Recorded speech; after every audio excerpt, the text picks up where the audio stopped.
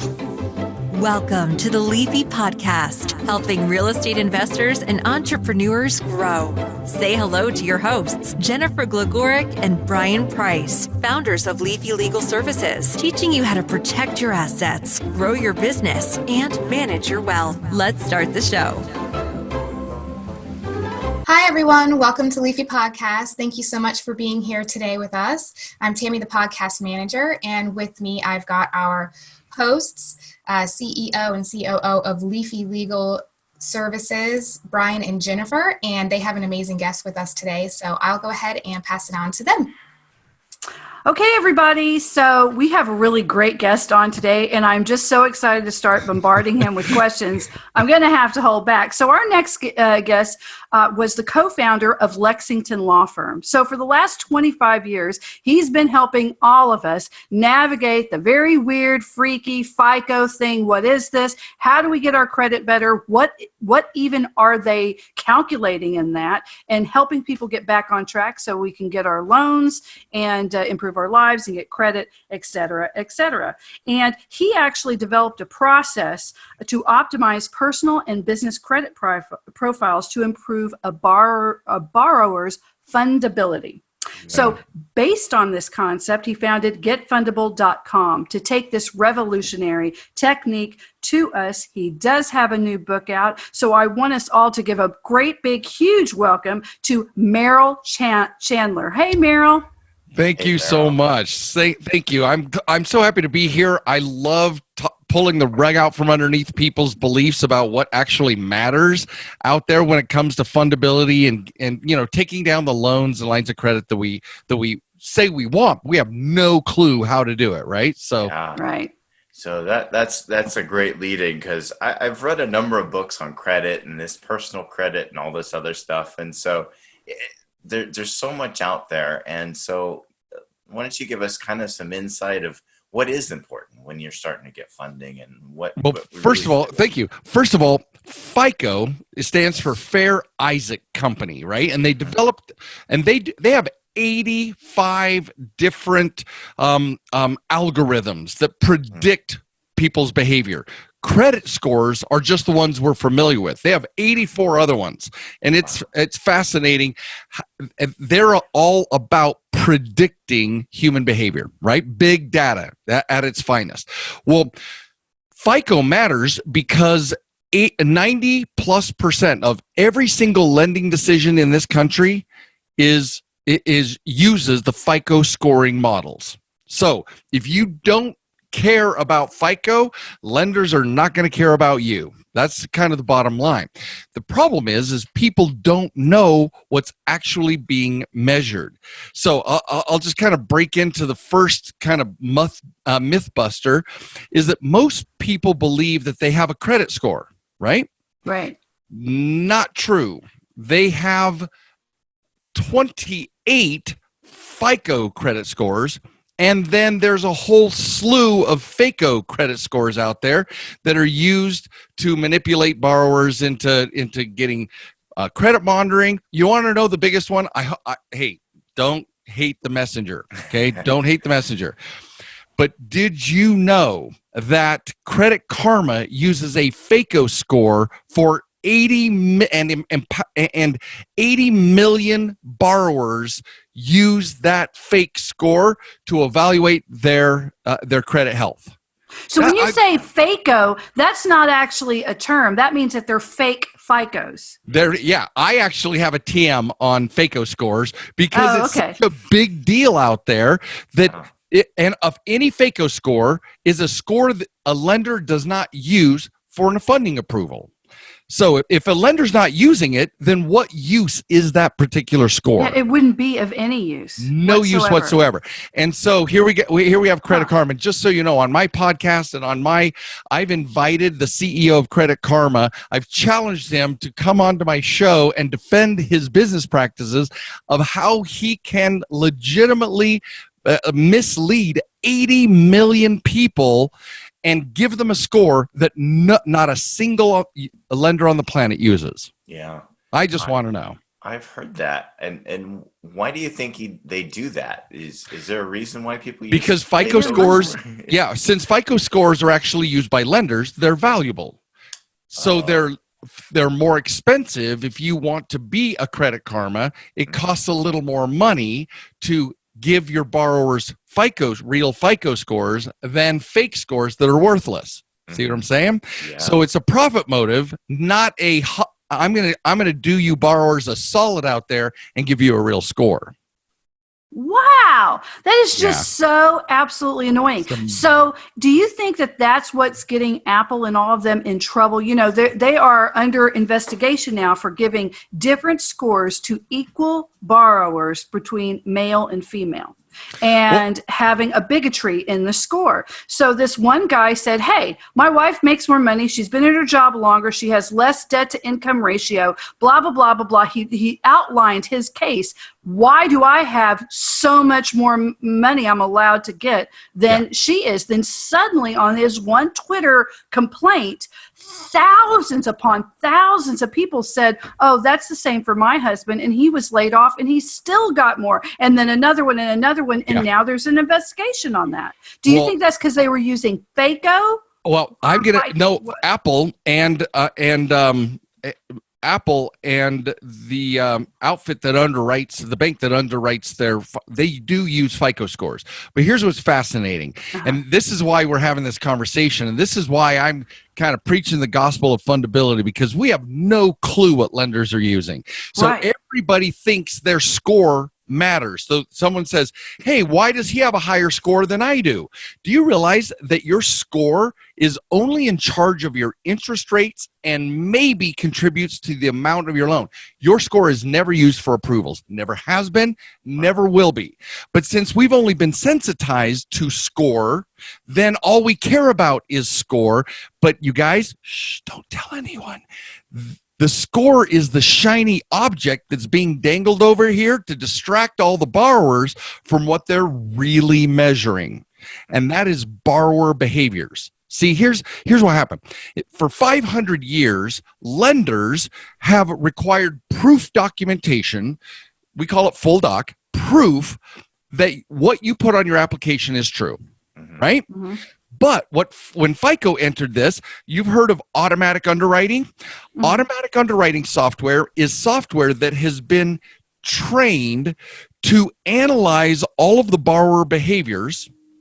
And then while we're concentrating on a score, they don't need proof docs anymore. Like your listeners, you guys, have you ever applied for credit and within 30 seconds got a $5,000, $10,000, $20,000 credit card?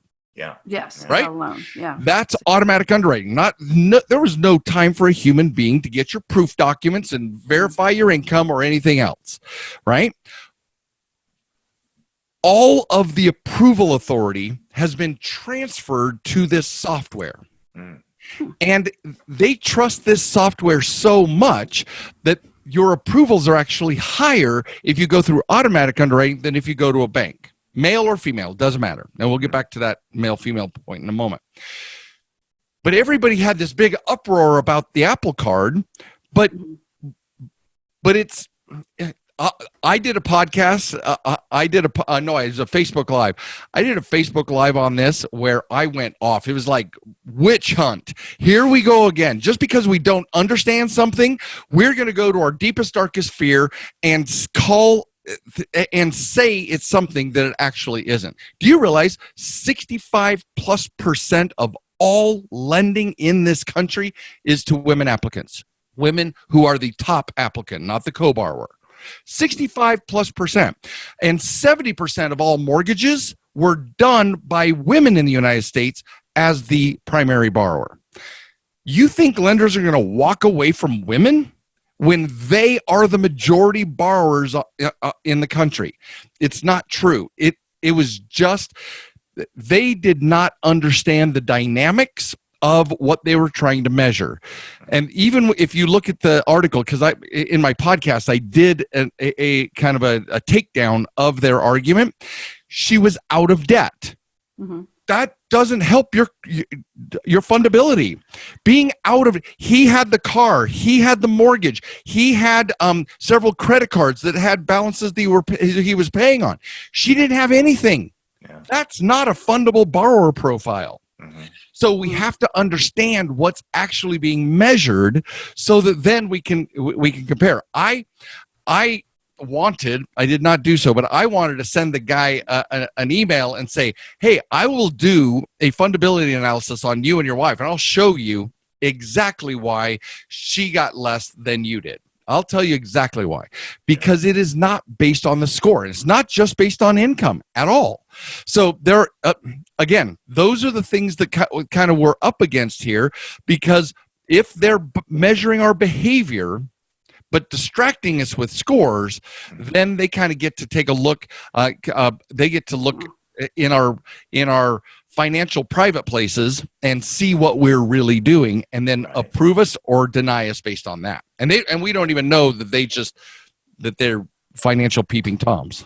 So how do we get into those scores? How do we fix that? So let's say, okay, now that I know that, okay, so like my one of my good friends paid off her house, right? She sold the house and decided to go lesser. So that huge thing, she was able to sell it at a really good profit. It was awesome. And then she bought a condo, whatever, and she bought it outright, and then she put money into savings. Her credit score took a massive dive. So you're like, wait a minute. How are you able to, you made such a smart investment, a smart decision. You're not like going off half-cocked and buying a cruise around the world. You're doing smart things with your money, downsizing after the kids and paying that off, and then living in a much better area where you're not having to take care of it and get homeowners insurance and worry about hurricanes all the time.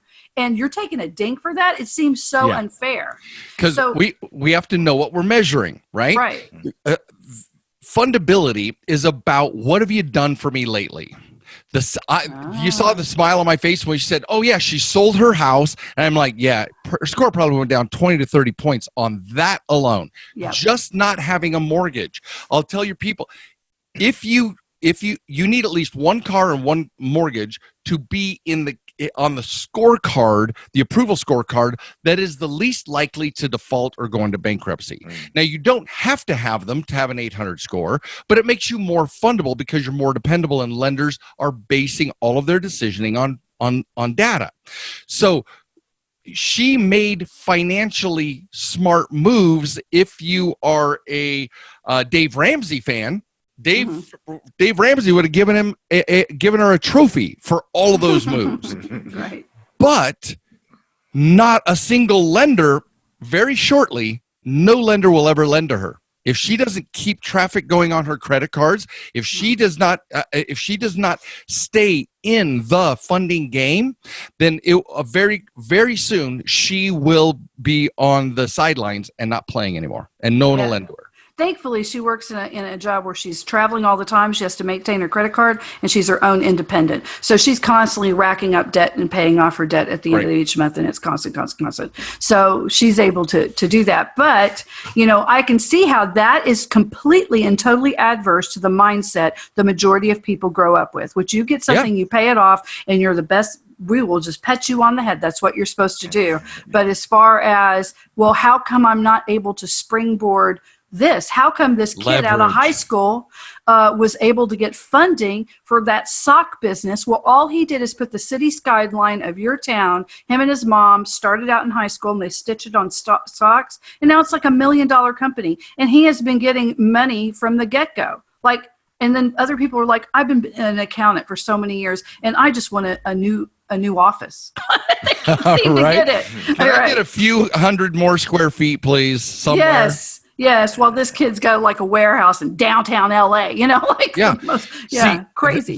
That's the thing. So first of all, my book, The New F Word, we talk about. I love that name. Well, because I didn't invent the word fundable or fundability, but I sure am making sure that is what people know is the next step. It's the next level of financial evolution, is to become fundable, not they are wasting time and money if they're monitoring credit scores. You want to monitor your fundability. Because it only matters whether or not a lender will give you money, right? Nothing else matters. You could have an 850 credit. In my boot camps, I show examples of people who have 832 credit scores and can't get a dime because they don't have because they're not fundable. And there are fundable profiles, fundable behaviors, and there's FICO actually has 150 behavior characteristics, 40 of which are currently used in to filter the data from the credit bureaus. So when you're given a score, they filter 40 behaviors that you're doing that you literally just shout out. And most of your listeners, unfortunately, they're literally shouting out at the lender, "Don't give me any money, please. Look at my documents. It's telling you to not give me any money." Yeah. What if we knew? So let me finish that point. So 500 years we needed proof documents. All of a sudden, lenders are giving all of this approval authority to software. What happens if you know what the software needs to approve you? Yes. What happens with that? I want to know. You are now in charge of your approvals. Because if you just change your behavior to fit the model, you get approved. And they don't care because you're fundable. See what I'm saying? It's the win-win-winniest win of all time. The lenders waste money every time they look at your application. Every time. They don't want. When I was at FICO World, there was a woman from SunTrust Bank who did so funny. She's like, "Do you realize that for us to break even on a manually underwritten loan, it has to be $38,000 for a minimum of 3 years at 2 points above prime." Wow. They can't lend $10,000. They can't lend $20,000 or $30,000. It has to be 38 for them to break even. So they don't want their bankers being a part of loans. And since they trust this software, because there's literally billions of transactions have been run through, it really is predictive. That's one of the reasons why I respect FICO, because they're top notch in the predictive analytics world. So when it comes to the factors that are the most important, what are some of the factors that we should be looking at? I mean, we talked about, different types of secured and unsecured debt, which are sure. Secured being the car and the mortgage, the unsecured being credit cards. What kind of, is there certain formulas we should be looking at, or what kind of insights can you give us? A fundable profile is broken down into several sections. One, the age and quality of your revolving accounts portfolio. Now that's my term, but it's your collection of revolving accounts, your credit cards, charge cards, and things like that. Yeah. Do you realize that FICO, if you have a mall store card or a retail card, FICO downgrades your fundability, and they put a negative indicator on there called there is a consumer finance account, because there's what I call professional borrowers, and then there's consumers, or what I call rookie borrowers. And people have been trained how to be a consumer, not a professional borrower. When you play the funding game, you're actually leveraging money, right? You're making money with money. That's what the banks have been doing for 500 plus years. Getting a car, a mortgage, or a credit card, that's not playing the funding game. That's not making money with your knowledge and your leverage. That's paying other people your hard-earned money for interest so that you can get something to consume. So it's a paradigm, and that's what we do in my boot camp. My book as well. We just split the paradigm, and we say, do you want to be a professional borrower, or do you want to be a consumer? Because FICO measures those consumer behaviors. And do you realize there are different grades of inquiries? When you do a retail store inquiry, it actually costs you more points than if you do a tier 1 bank chase inquiry, because this is a real financial institution that you could do things with if you knew what you were doing.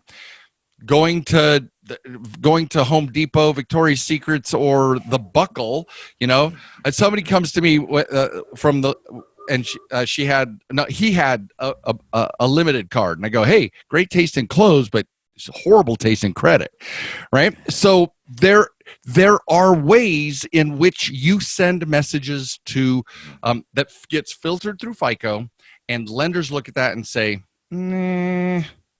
So your bet would be if you had any of those store cards, because like I'm sitting here going, I resemble that remark, then you would just pay off those cards and close them. No, because here's the problem. I would pay off those cards, and if you're not going to go to my boot camp, which if you're not going to go, but by the way, I'm offering you guys a complimentary opportunity to go to my boot camps just so that you can have I really want you on to have the rug pulled out from underneath you. Okay. Okay.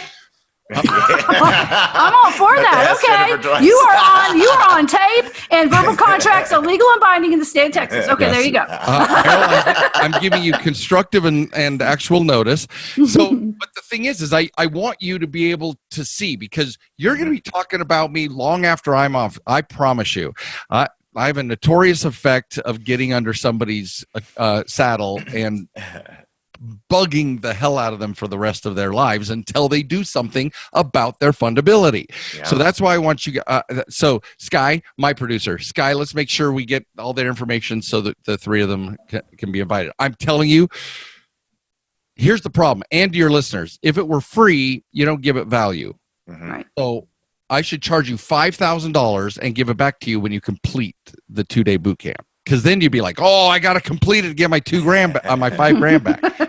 But I'm just telling you that in this boot camp, we outline what is a valuable revolving account. What is a valuable installment loan? What is it? Do you realize the single most fundable part of your entire borrower profile is your identity?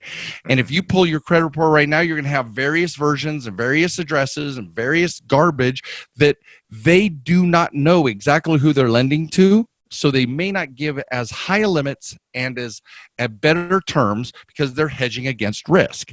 But if you cleaned up what we call a PBID, or personal borrower identity, if you gave lenders a perfect identity that they could dial in, then you would best rates and highest approvals. The other thing is, doing this actually creates a bulletproof identity, because if you've done everything right, nobody can, even if they steal every credit card and every piece of identity, they can't get a fraudulent application in your name, because I've taught you how to create a bulletproof identity.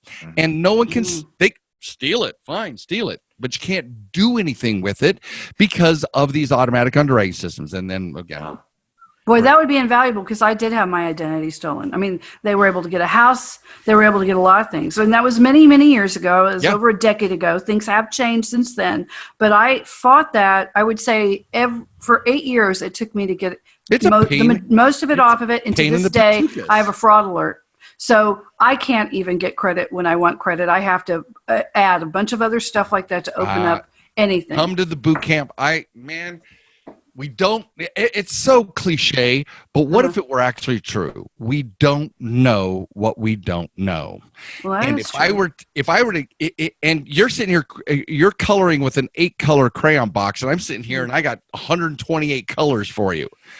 See the difference? It's just how many colors you can paint with, rather when you grew up with a little tiny 8-color box, right? Yeah. I think it's huge. There's so many things that people don't know about this stuff, and I don't know about it, and I think I know quite a bit. And so, yeah, absolutely. I feel like I have like 2 colors sometimes. Black and white. Right? Exactly. Well, see, so there's revolving accounts, and there's varying grades of revolving accounts. There's installment loans. There's varying grades. There's identity. There's the identity is so powerful on its own. Then there's your banking relationship. You actually send messages every single day with how you use your credit card, how you use your debit card, how you use your checking account. And if you just knew what message they needed to hear, it doesn't take more money. It doesn't take more time. You just need to hit what we call underwriting triggers. You just literally need to do a particular. Can I tell you about Tennessee Tom? You're going to hear about him in the boot camp, but one of my favorite stories. This guy's been banking with the same bank for 7 years. 7 years. A couple of the tellers knew his name. Nobody gave a shite about his banking. He was putting 20 grand through his various accounts. He's a real estate investor or whatever. And nobody did anything. He became our client, and I get this voicemail from him, and he's literally like, Merrill, what the hell did you do? I can't believe what's going on over here. And the bank manager, he walks into the bank just to make a deposit like he'd always done. Bank manager walks up and said, Tom, right? And he goes, yeah. Hi, my name is so-and-so. I'm the bank manager. Can I take you to lunch one of these days? What? Like, the hell is going on here? And then he didn't change anything but know how to hit certain underwriting triggers, because where that we talk about underwriting software and all. What happens is when you hit the right underwriting triggers, an email from the system sends to the local bank associated with his account, says, this is a person of interest. He got an $85,000 business line of credit at 4.5%. Wow. Now, this was back when rates were, so it was prime plus 2.25 back in the day. That's really Golly. good. Yeah. So nothing changed except his knowledge of what these guys need in order to lend to him, right? Right. Oh. That's nuts. Okay, so everybody just know who we're talking to here. We are talking to Merrill Chandler. And Merrill, you can check him out. His new book is The New F Word. So if you go to getfundableBook.com, there it is, The New F Word. Oh, that's cool because it's got a little thing on it. Look at that. The Yeah. new F word. Yeah. GetFundableBook.com. His boot camps are at GetFundableBootcamp.com. And he has a podcast too, GetFundablePodcast.com. And a little bit I want to talk about this. Merrill dropped the word FICO World. So FICO World is the FICO Credit Conference. You didn't just say that word. No. I did. And they have a commitment to, or Merrill and his members of his team have a commitment to continually improving fundability optimization and improving borrowers, that's you guys, because we're all going to sign up now, funding approvals. So he was able to meet with the FICO CEO, Will Lansing, and he's going to tell us a little bit more about us because we're starting to wrap up. And he was authorized to meet with their score development teams. Yeah. So he's just not shooting off the hook because of something he read or something he thinks, or he knows this for a fact because they've said yes. He's had to sign certain disclosure agreements so that he doesn't state their internal workings, because of course that's proprietary and they've spent a lot of money and time on that. But when he says, I know what they're using, he actually means I know what they're using because they told me and I had to sign a document about it. So tell us a little bit more about how you became an expert on this. Sure. All right. So I co-founded Lexington Law Firm, which is a credit repair law firm. But I learned really quickly, you can't repair your way to fundability. You can't repair your way to approvals. And so I started doing my, over the course of a year, and now you have to read the book or listen to at least the origin story on my podcast. Because if you like dark, you're going to love the first podcast or the first episode of my podcast, because my origin story is very, very interesting. It's very intriguing. But I will leave it at that. We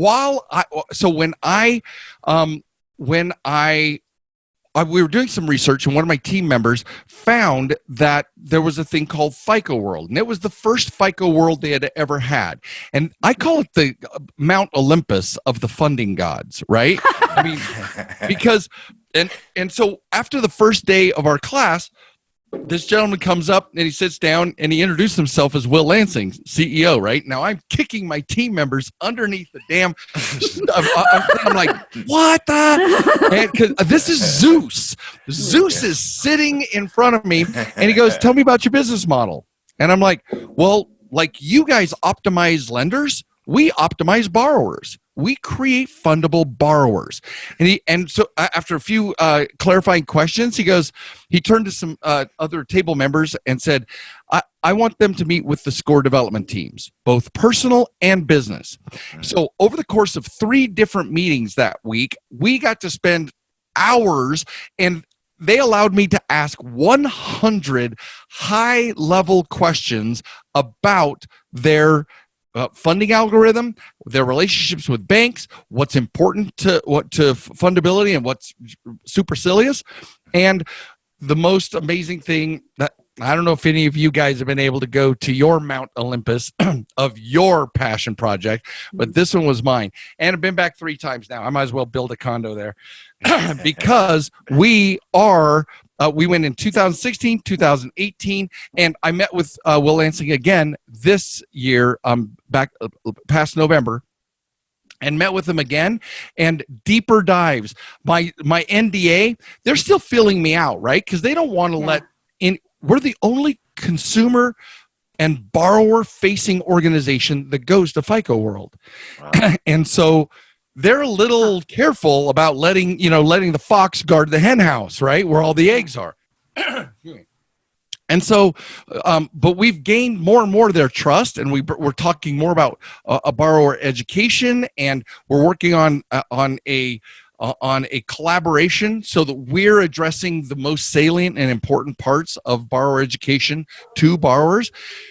So that's where I learned it. Now, can I over deliver? I have a gift for your listeners. Yes, please. Okay, so if you guys go to if you go to getfundablebehaviors.com, just tell me where to send the ebook on all 150 borrower behaviors that FICO measures. Is that all right with you guys? That is awesome. Perfectly awesome.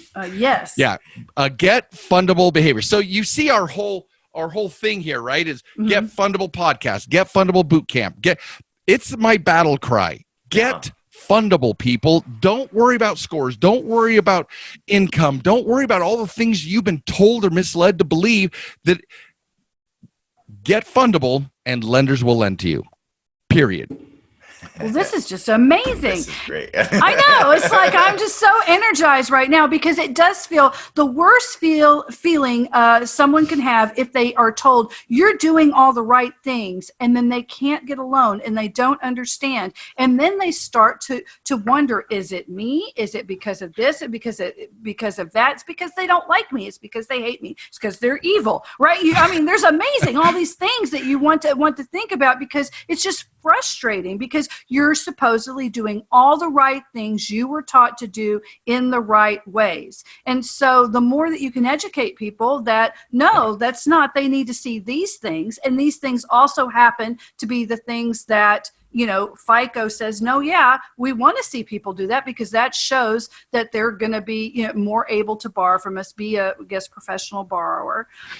Then it helps everybody. It's win-win-win, not having a bunch of people angry, and then they might think of other ways to get lending that have high interest rates when they don't need to be paying those rates if they don't have to. If you just know, we call them insider secrets because I'm sitting here at the feet of the funding gods, and they're telling me, like Moses coming down with the tablets, right? It's like, by the way, guys, I have a little inside secret for you just in case. I'm telling you, getfundablebehaviors.com. At least find out. You don't know all the details yet. That's what the boot camp's for, but at least see what they're measuring, right? The other thing is that to address that point right there, how many times, you know what the most popular term is to establish, to describe credit status? Are you credit worthy? Yeah. Think of the language. That's complete malarkey. Because I don't know if you guys are your podcast is explicit, so I'm being as good as I can.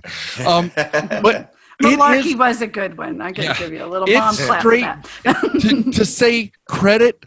To say credit worthy or you are not credit worthy actually is digging deep into our self-worth that we can borrow money, and yet we've been kept ignorant. The lenders have not done a very good job of teaching us the rules of the game, right? Yeah. So we got to put together our own Harlem Globetrotters team to make that's what we do with solo 401ks and other ways that you can be your own bank is we teach people that, especially if there's entrepreneurs, They have to be entrepreneurs, that there are other ways that they can do it and they can launch pad themselves. But it takes discipline. You know, if you're making a loan, you have to pay the loan back. You have to do it on time. But instead of paying someone else interest, the interest you're paying goes back to you. You know, there's just little things. But if you're not taught that, and if you don't know that, you stay stuck in hamster wheels. And, and eventually they can build to resentment and some other things that we don't like. They're yucky. So it doesn't have to be like that. You can be happy and understand, and knowledge is power and all that other great stuff. Well, I really love all your passion. This has been great. Leverage. No, I love this stuff. I've been doing this for 26 years, and it doesn't grow old because I keep expanding my knowledge base, keep meeting newer and cool. Just learned in the fall, just ran into another outfit. Just so you know, when you do an inquiry, everybody thinks it goes to the credit bureaus, right? And checks the credit bureaus and brings your credit report. Right. Well, there are 3 other databases that are also checked in those inquiries. And I just found out, I knew 2 of them, just discovered the 3rd one. It's called early warning systems. Do you realize that they can buy your social security number?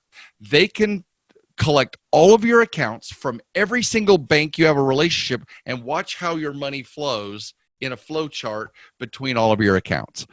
Wow. They already know what kind of traffic you're doing in your checking accounts, right? It's under the it's under the auspices of anti-money laundering, right? And anti-racketeering.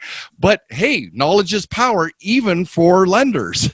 Yeah. So there's the LexisNexis. LexisNexis collects driver's license numbers to ping against data that's on our driver's license, public records, etc. Yes. And then there is FICO has what's called a FICO Falcon fraud detection.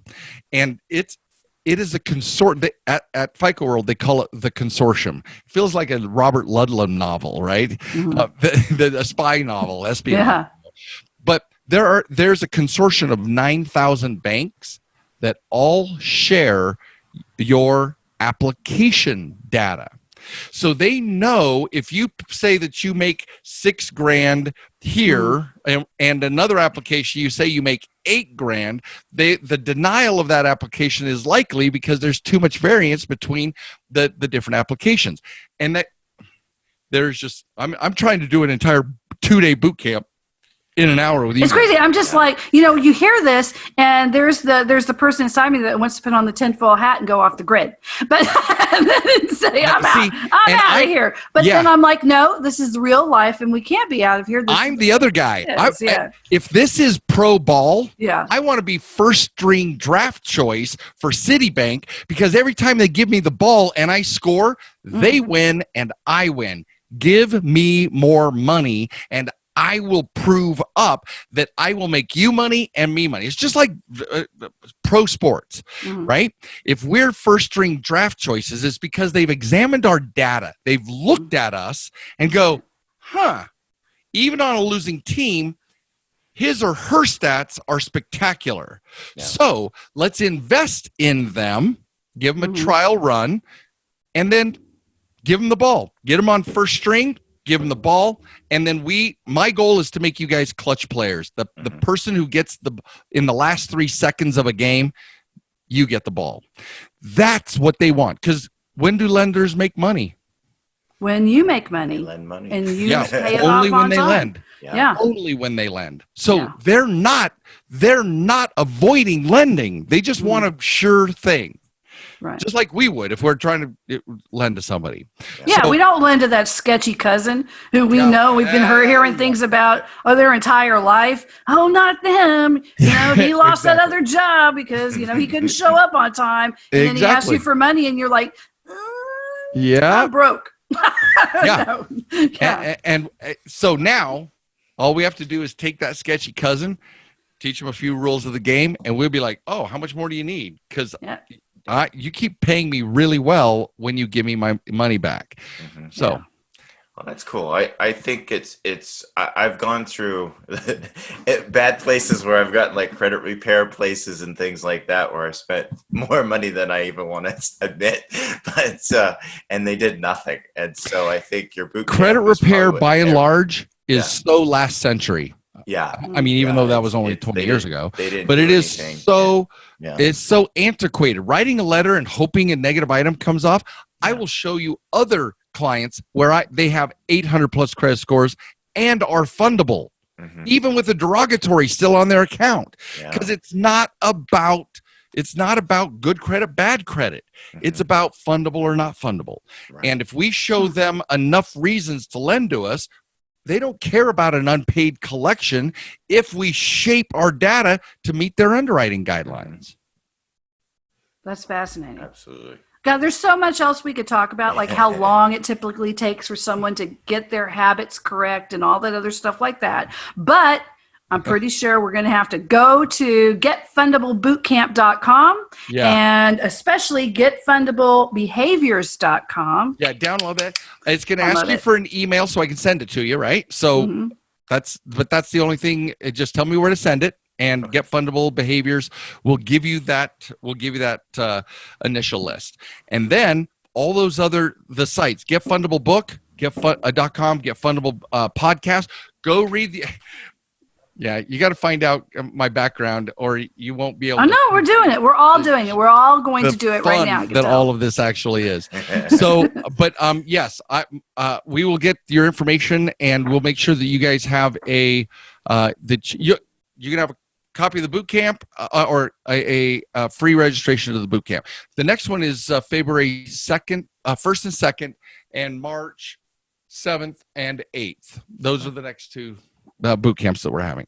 Awesome. But it is 2 days, and you got to listen to me for 2 days, and it's all online, so you can watch the privacy of your own underwear. So there you go. Okay. Well, it was great. We're going to have to wrap it up. Tammy is going to take us away, and we've been talking to Merrill Chandler, and just go to getfundablebootcamp.com, and the rest of the links, Tammy will tell you how to get them. Awesome. Thank you so much, Jennifer and Brian, again for hosting. And Merrill, thank you for all of the very illuminating information. So I'm definitely going to be on that boot camp next weekend. So, everyone, I will have all of his information in the show notes. They will be right below this show. And you can find us on iTunes, Spotify, iHeartRadio, Stitcher, everywhere that you can find a podcast. We are at Leafy Podcast. So you can also find us on social media at that same handle. So thank you again so much for tuning in. And we loved having you. And have a wonderful day, everyone. Bye-bye. Attention real estate investors and entrepreneurs. Did you know that real estate investors are a primary target for lawsuits? According to the National Survey of the Court data, 25% of Americans risk being sued in their lifetime. However, if you are a real estate investor, you have a 95% chance of being sued in the next 20 years. Leafy Legal Services helps you protect your assets and strategically grow your business and wealth. Leafy Legal Services are experts at the Series LLC and Delaware Statutory Trust, two of the newest and most ideal legal structures for real estate investors. Leafy Legal Services have the most personalized and affordable solutions for setting up LLCs. Property owners are always at risk when it comes to their assets. Anonymity is so important. If you own just a rental house and you own your home, you have to protect yourself and your properties from any potential legal issues. Leafy Legal Services have the right solutions to make sure you are happy and feel secure. They offer cost-effective documentation that suits their clients' needs. For a free consultation and ebook, visit LeafyLegalServices.com. They are waiting to hear from you. LeafyLegalServices.com. Follow us on Facebook, Twitter, and Instagram. Don't wait. Take action now. LeafyLegalServices.com. Protect your assets, grow your business, and manage your wealth.